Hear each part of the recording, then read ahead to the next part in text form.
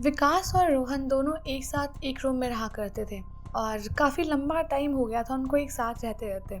लेकिन कहीं ना कहीं रोहन विकास से थोड़ा दूर दूर भागता था और विकास को रोहन की कोई भी चीज़ समझ में भी नहीं आती थी, क्योंकि रोहन उसे कभी खुल के कोई बात बताता नहीं था, बट वो हर चीज़ रोहन की अवॉइड करता था और रोहन के साथ को भी अवॉइड करता था, जबकि इतने टाइम से लोग साथ में थे। तो कहीं ना कहीं बॉन्डिंग जो थी ना वो मिसिंग थी, जो कि एक रूम पार्टनर में होती है। तो विकास इसका रीज़न जानना चाहता था, लेकिन रोहन ने कभी कुछ एक्सप्लेन नहीं किया।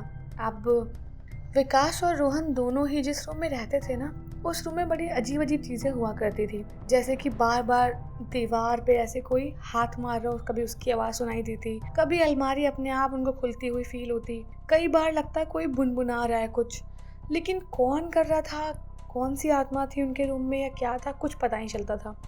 लेकिन बस ये पता था कि कुछ भी अभी वो कर नहीं रही है, बट कभी कभी बहुत ज़्यादा ही डरावना हो जाया करता था। अब रोहन एक बारी ऐसे ही वॉशरूम जाने के लिए उठा और जैसा कि सोने का टाइम था ये, लेकिन विकास अभी बैठा हुआ था अपने बिस्तर पे, शायद कुछ सोच रहा होगा। और रोहन ने विकास को देखा और बस वॉशरूम जाने के लिए फटाफट चप्पल पहनी और वॉशरूम भाग गया।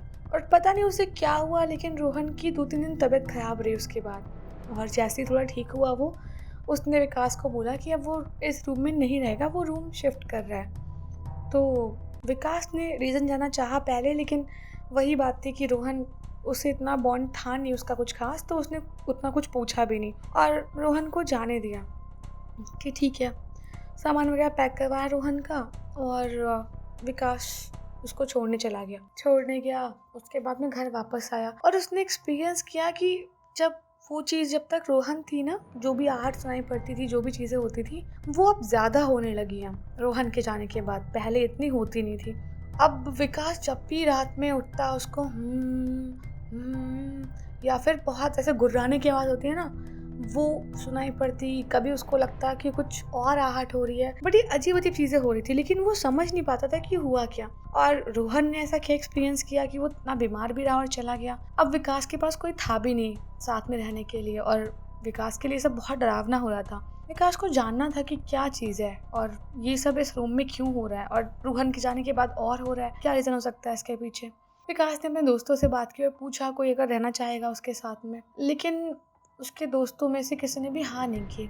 अब उसके ऑफिस में एक नया लड़का आया जिसने विकास से थोड़ी बहुत दोस्ती की और उससे विकास की बातचीत अच्छी हो गई थी। तो जब मौका ठीक लगा तो उसने विकास से पूछा कि क्या वो विकास के साथ रह ले।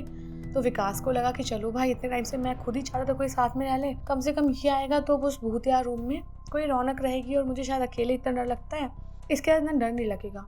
अब वो जो नया लड़का था उसका नाम था शिवम, वो विकास के साथ में शिफ्ट हो गया। अब विकास और शिवम दोनों साथ रहने लगे और शिवम को कुछ दिन शुरू में कुछ भी फील नहीं हुआ, सब बहुत अच्छा चला लगा और विकास से उसकी अच्छी बॉन्डिंग भी थी, तो इनकी बातचीत होती। अब विकास को लग रहा था कि चलो एक रूम पार्टनर होने का ये सब फायदा होता है कि साथ में बैठना, साथ में खाना पीना चीज़ें। और विकास इस बीच भूल गया कि जो भी इस रूम में हो रहा था, जहाँ पे जो भी शोर शराबे आवाज़ें, अब कुछ नहीं था। अब विकास और शिवम साथ में चीज़ें एंजॉय करते, कभी कभी ड्रिंक करते, चीज़ें उनके बीच बहुत अच्छी चल रही थी। लेकिन कुछ टाइम बाद जो लड़का शिवम आया था ना, उसको भी रियलाइज़ होने लग गया कुछ गड़बड़ है। अब रोहन के जैसा ही जो शिवम था वो भी थोड़ा बिहेव करने लग गया अलग सा, लेकिन विकास और शिवम की दोस्ती थोड़ी अच्छी थी। तो विकास ने उसे कई बार जानना चाहा कि क्या हो रहा है, मतलब कि वो ऐसे बिहेव कर रहा है, जब अभी तक तो सब कुछ अच्छा था, एकदम से उसे क्या हो गया है कि वो विकास से बात करना अवॉइड कर रहा है, उससे इतना इंटरेक्शन नहीं चाहता। तो शिवम ने एक बार ही बोला कि क्या तुम्हें सच में नहीं पता कि क्या चीज़ें हैं।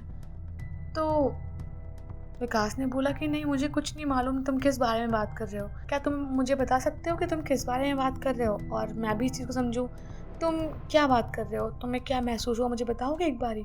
तो शिवम ने बोला कि तुम्हें कुछ आवाज़ें सुनाई देती हैं कभी, आवाज़ें और भुनभुनाहट या फिर गुस्से की जैसे गुर्राहट या कुछ ऐसी चीज़ें जो अलग लगती हों कभी सुनने में। तो विकास ने बोला कि यार डरा मत, हाँ मैंने बहुत बार इस रूम में महसूस किया है, और जब तू नहीं था इस रूम में तेरे से पहले एक मेरा रूम पार्टनर था, वो तो चला ही गया था यहाँ से और वो बहुत डर गया था, उसकी तबीयत खराब हुई और उसने मुझे कुछ बताया नहीं क्योंकि हमारे कुछ बीच इतनी अच्छी दोस्ती नहीं थी। और जब वो गया ना उसके बाद मुझे बहुत डर लगने लग गया और वो चीज़ें बहुत ज़्यादा फ्रीक्वेंसी पे होने लग गई मुझे महसूस। और तुझे पता है बहुत बारी मुझे लगा कोई मेरे पास खड़ा है और गुर्रा रहा है और ऐसे आवाज़ निकाल रहा है या गुनगुना रहा है, बहुत कुछ हो रहा था। लेकिन यार जब तू आ गया तो कुछ दिन सब कुछ ठीक रहा और वापस से अब तुझे भी दिखने लग गया सब कुछ, मतलब महसूस होने लग गया। तो शिवम ने बहुत ध्यान से विकास का फेस देखा और विकास को बोला चल ठीक है जाने दे, कोई बात नहीं। तो विकास ने बोला अरे बता तो सही, तुझे भी महसूस सब कुछ होता है ना इस रूम में? मुझे लगता है पक्का कुछ गड़बड़ है। एक काम करते हैं, कल से हम इस रूम में थोड़ा पूजा पाठ शुरू करते हैं, शायद चीज़ें ठीक हो जाएंगी। तो शिवम ने बोला कि पूजा पाठ तू कर लेगा? तो विकास ने बोला क्यों, पूजा पाठ क्यों नहीं कर सकता मैं। और जैसे अभी दिन में इन्होंने बात की थी ना पूजा पाठ वगैरह की, रात में चीज़ें और ख़राब होने लग गई, बहुत ज़्यादा ख़राब।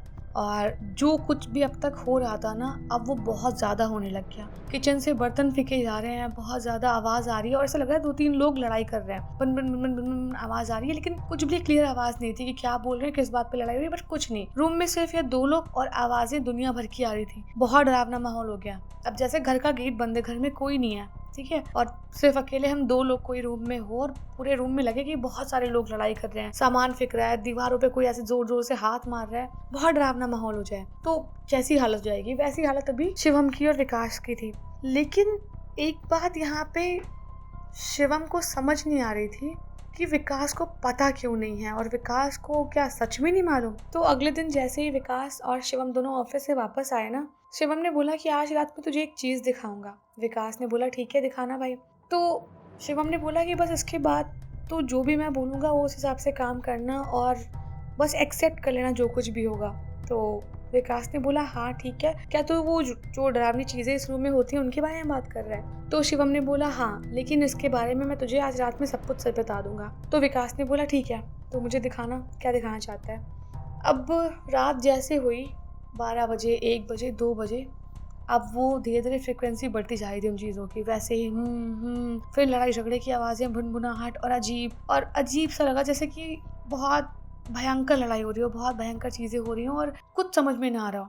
और आज रात विकास और शिवम दोनों जिस बिस्तर पर लेटे थे ना, वहाँ पे विकास तो सो चुका था पहले, लेकिन आज शिवम नहीं सोया था और शिवम सिर्फ एक करवट लेके आज विकास की तरफ देखे जा रहा था। और हुआ ये कि विकास टाइम पे सो गया और 12-1 बजते बजते वो अपने आप अपने बिस्तर पे उठ के बैठा और जो कुछ भी हो रहा था ना सब कुछ विकास के एंड से हुआ था।